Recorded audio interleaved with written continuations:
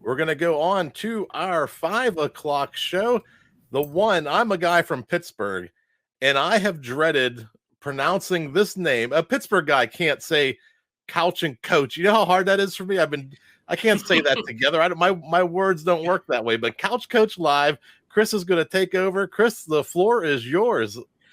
Yes, it was appreciated. Hey, hello everybody. Happy International Podcast Day. What a great day to be amongst the group here on, and I'm getting you ready for the 5 o'clock drive. I don't know if you as far as what you're doing out here, but we're here at 5 o'clock Eastern Standard Time to give you a little bit of brief of what we do here at Couch Coach Live.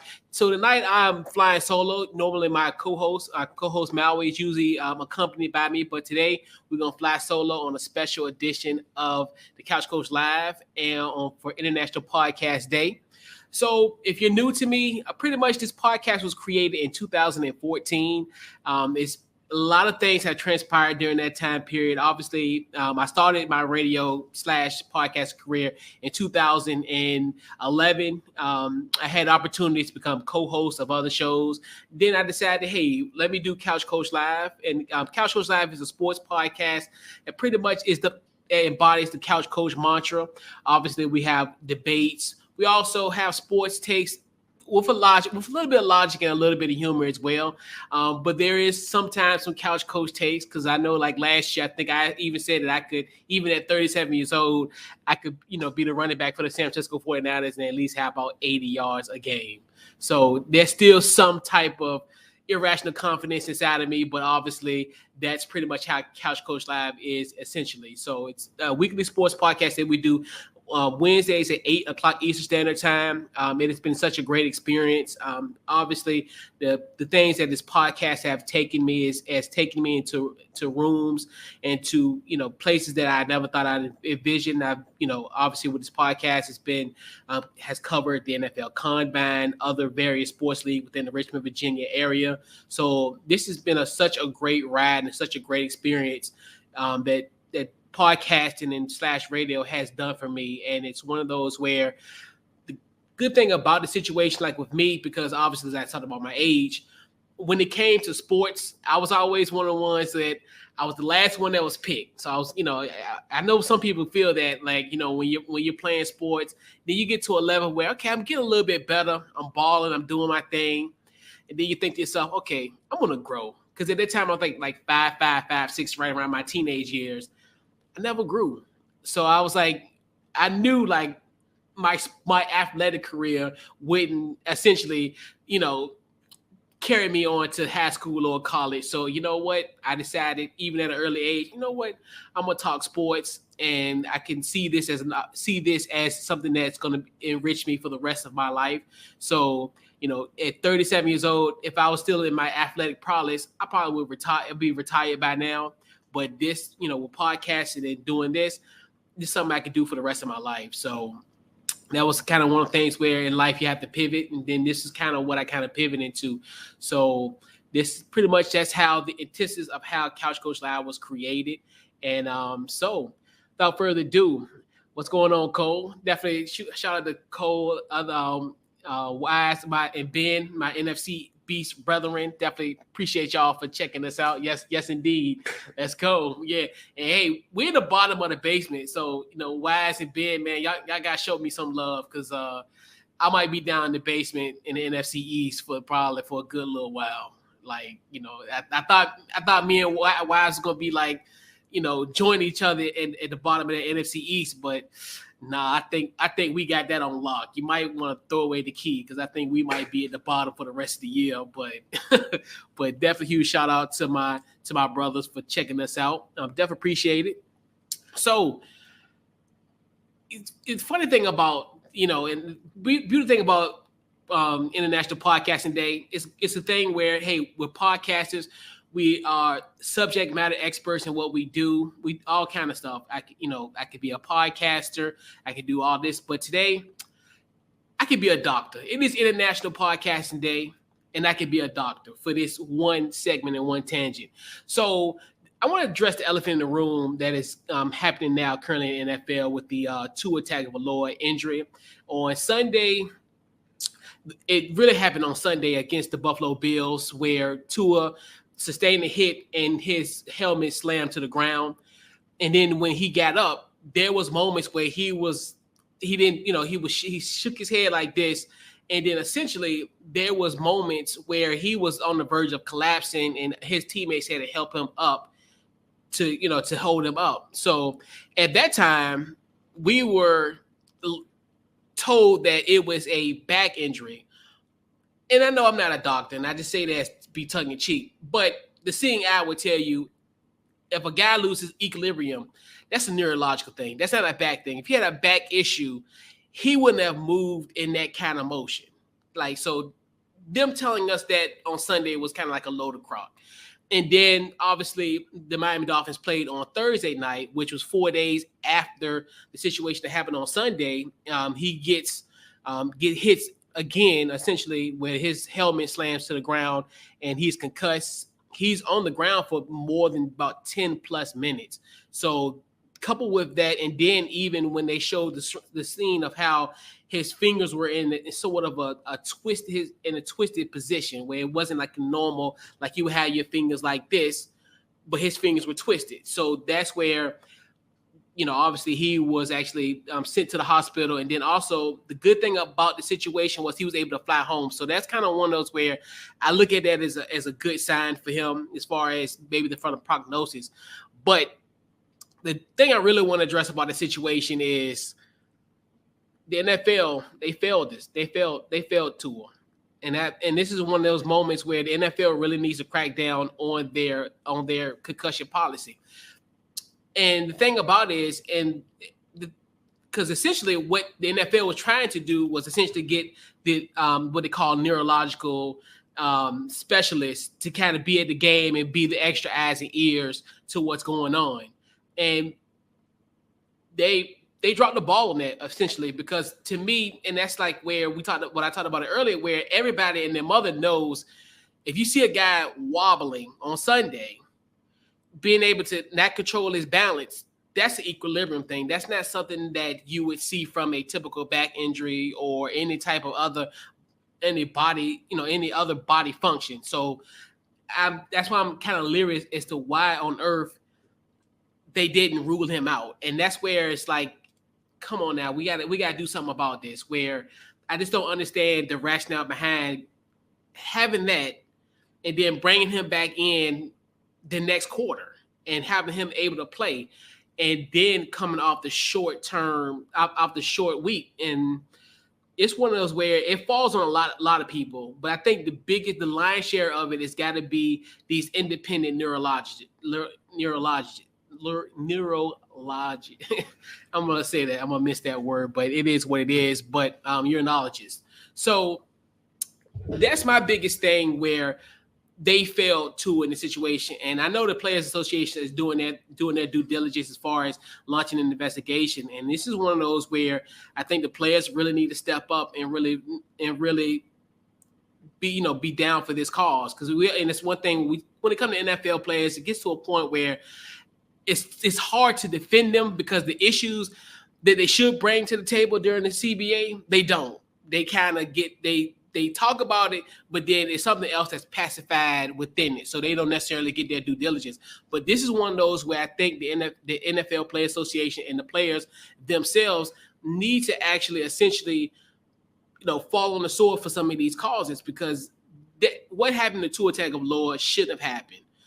The Sunday game, he should have never came back in that third quarter, for certain.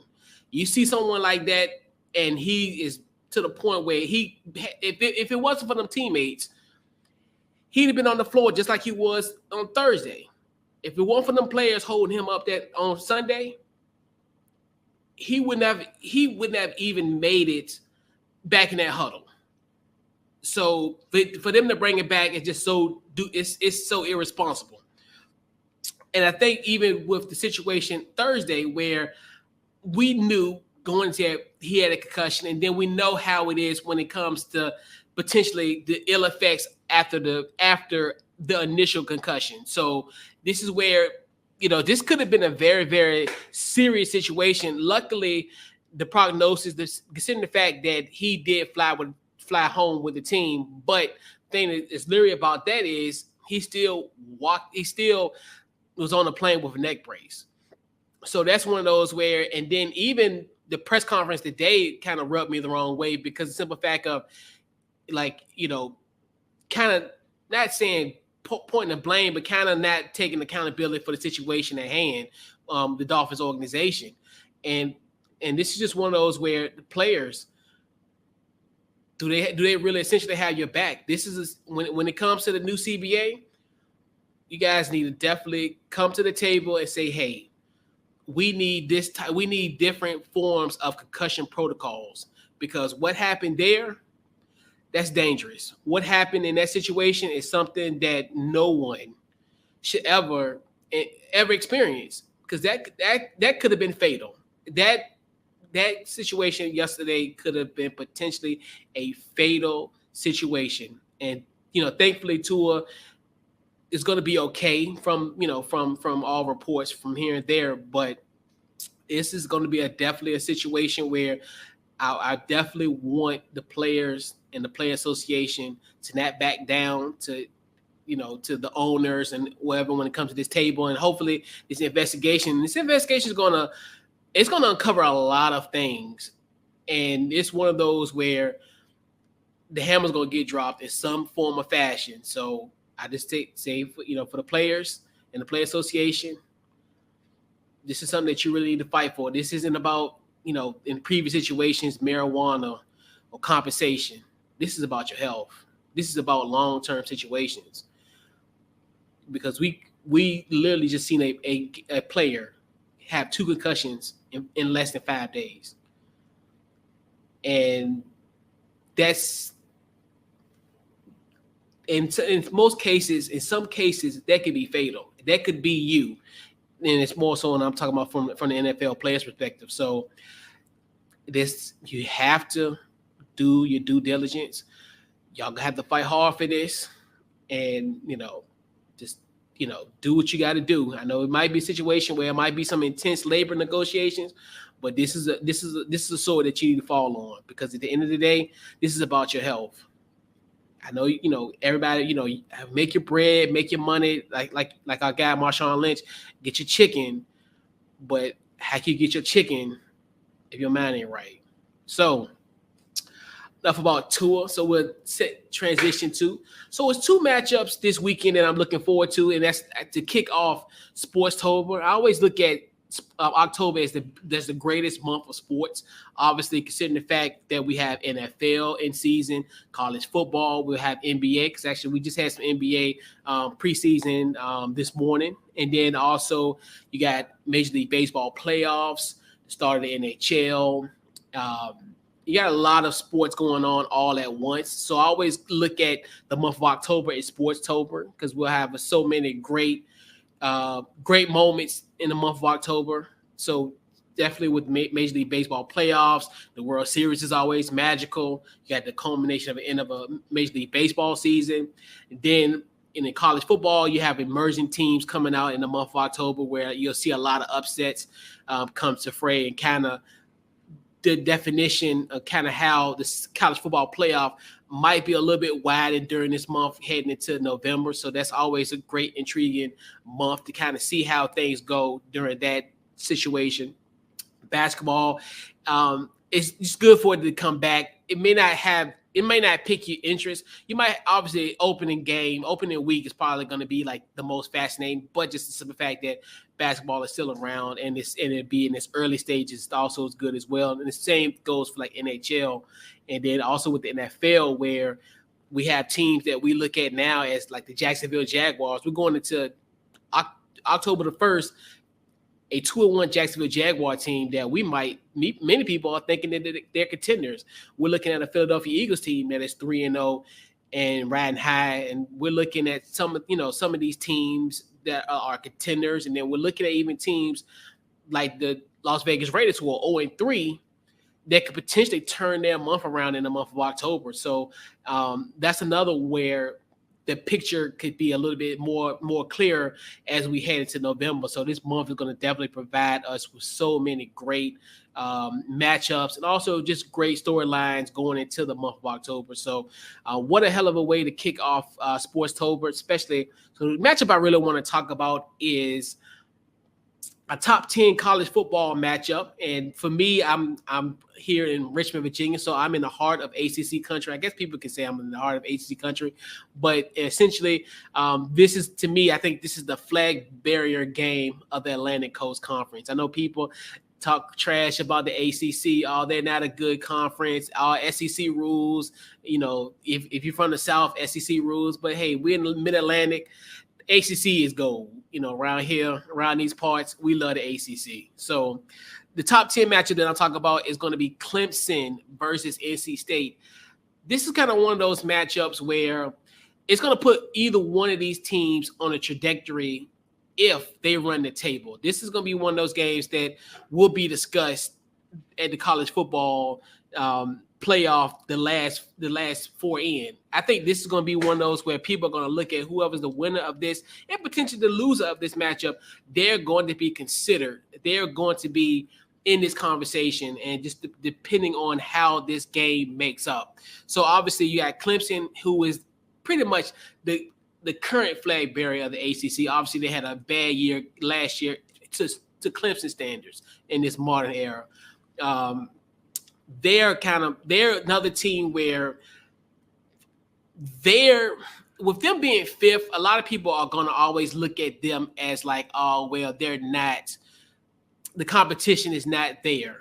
Obviously, and Clemson gets that bad rap in a year, wherever they are, even if they're the number one team in the country, because obviously they got the Georgias, they got the Alabamas, they got the Ohio States, where they have semi-juggernaut schedules, for the exception when Alabama plays like Utah State before like LSU. But that's here, no, I digress about that point.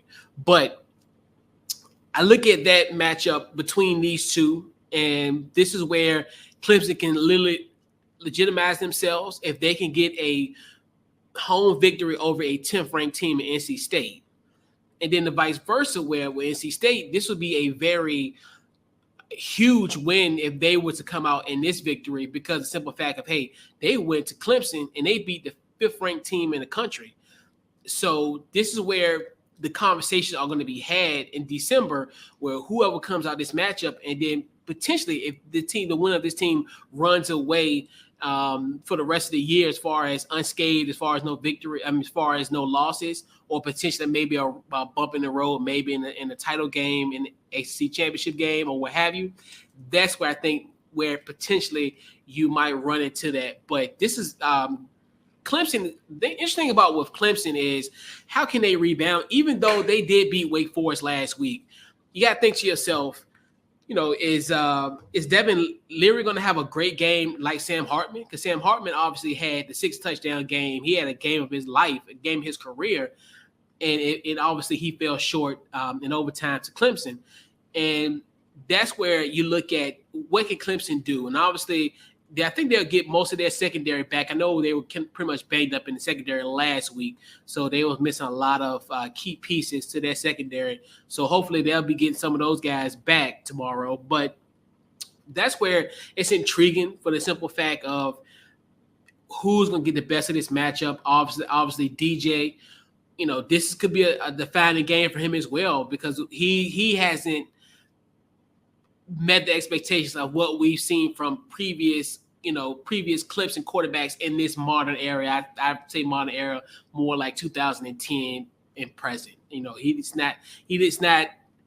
doesn't feel the bill like a Trevor Lawrence, a Deshaun Watson, or even a Taj Boyd. Like he hasn't fit that in the sense. He's been solid. DJ's been a very solid, and that's where it's kind of where DJ's a good quarterback, but it's just more so of how Clemson and the label has been these last two quarterbacks that they've had. They've had essentially two NFL franchise quarterbacks at the helm, and then, you know, DJ now fills the bill of those two previous quarterbacks that filled those heavy shoes at Clemson.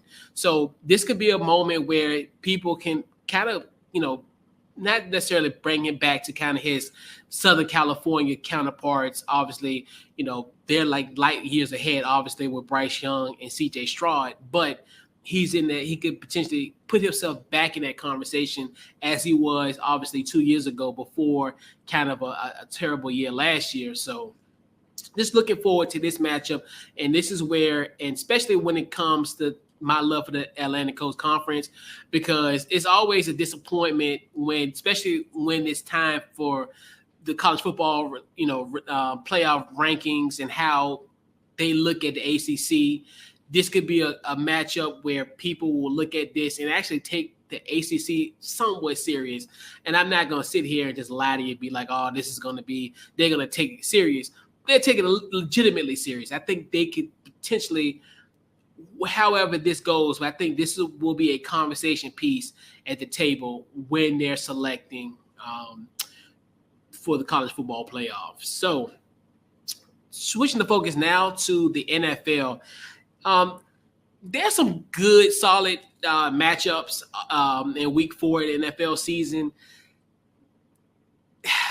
There's some that really intrigue. I think the one that kind of is really intriguing to me now at this point is Philly versus Jacksonville, where this is where, this is somewhat of a revenge game. This is where, Doug Peterson comes back to the scene of crime in Philadelphia. So now he brings his 2-1 Jacksonville Jaguar teams that I think at this point have kind of figured it out. I think obviously they stumbled in Washington, which I think they had a great shot to legitimately beat the Commanders in Week 1. But after that, they've been rolling. Obviously, with that, at that time was a very impressive win over the Indianapolis Colts, and then going to going to LA and beating the Chargers. Even though people say, well, Justin Herbert this, Justin Herbert that, but Justin Herbert played the game. So regardless of the score, they put a hurt on them. I don't even if it was Chase Daniel at the helm, they still won the football game. So that's another team I think, and this is probably, I think Philly's probably one of their roadblocks potentially before they go to because they got a bad week and I think a few more weeks, which I'm still envisioning them to potentially be still undefeated as they go into a bad week. But this is a team where I think they could put a little fear in the Philadelphia Eagles and could potentially do their thing. So, and the thing about it is, I think the concerning thing with Philly, I think essentially is they're scoring in spurts. And I think with Jacksonville, I think they're a team where can Philadelphia score like the 24 points or 21 points in a quarter and be able to sustain it for the rest of the game? I don't think they're not the Commanders, they're not the Vikings. I think they're going to be an intriguing team where I think Philly's going to have to put up more points than they've had in these last two games that they played. So this is going to be really intriguing, and I want to really see how the Eagles fans are going to react to Doug Peterson. That's kind of another storyline that I really been thinking about as well, because you think about the fact of, because when Andy Reid came back in 2000, I want to say like 2013 or 12, I forgot what year it was, but when he came back, I mean, he got a lot of love. And now you look at with Doug Peterson, obviously the former player and then also the former coach, the Super Bowl winning coach for this Philadelphia Eagles team. So it's going to be really intriguing of how that how he'll be received. And then, then coupled with can Philly stop Trevor Lawrence, and can they, and they're now I think are getting to the point where they're a legitimate team. They're not the last 2 years, Jacksonville Jaguars are on the clock. No, there's going to be another team that's going to be on the clock on the 2023 NFL draft. So, yeah, that's not going to happen. And then the final game I really wanted to kind of talk about was a rematch. And I hate to say rematches, but I think it just makes for great storylines. It kind of makes just for giggles, essentially, where you have the Kansas City Chiefs and the Tampa Bay Buccaneers. That is a rematch of Super Bowl 55. Obviously, that was the dominating performance by the Tampa Bay Buccaneers, 31-9. This is going to be an interesting game just for the simple fact of I'm really just curious, obviously, of the crowd and how it's going to be. Especially, obviously, Tampa Bay was one of the areas that was hardly hit, that was hurt. It's not hurt, but hardly not hardly, but they were essentially affected by Hurricane Ian. So now you want to see how's that crowd, how's that momentum's going to be with that. And then both of those teams, both coming off of losses that were really kind of weird. Like they were both games where I think essentially they were kind of like one-off types where you don't necessarily will see like Kansas City doing what they did, a lot of little miscues in the Indianapolis game, and then also with Tampa Bay, where it was a few miscues that was missed in that game against Green Bay. So this is going to be intriguing for the simple fact of, because one of these teams, one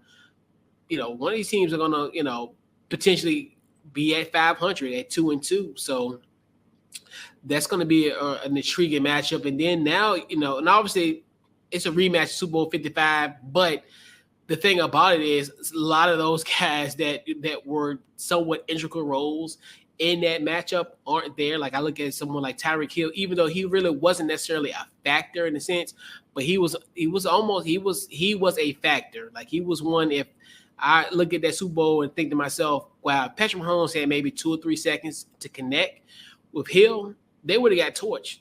Tampa Bay would have got torched. But yeah. And that's where, that's going to be one of those when I definitely think it's going to be a defining moment for both of these teams at this point going into the month of October. So I'll put a bow on this special Couch Coach Live edition on International Podcast Day. Just want to give you a few little words of advice, just some game or whatever, just, what I can do.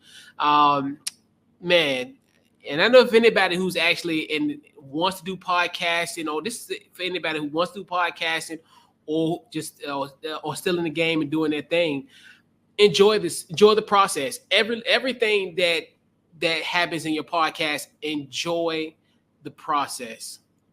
This is by far, to me, one of the most greatest things that I've ever done in my life. Like it's one of those where I've enjoyed every moment of it, even the good and the bad.